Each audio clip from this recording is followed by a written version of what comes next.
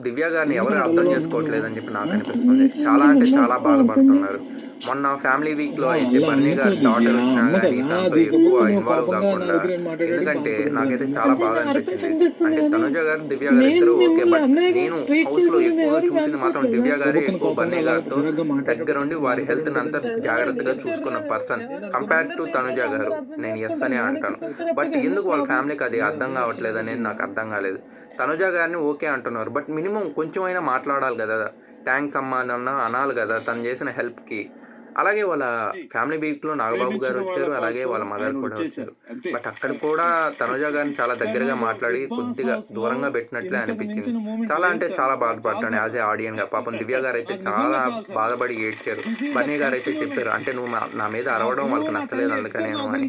అంటే తను అరవడమే మీకు కనిపిస్తుంది. నా ప్రేమ కనిపించట్లేదు. నేను ఒక బ్రదర్‌గా మిమ్మల్ని చూస్తున్నానని. మరి మీరేమనుకుంటున్నారు? కామెంట్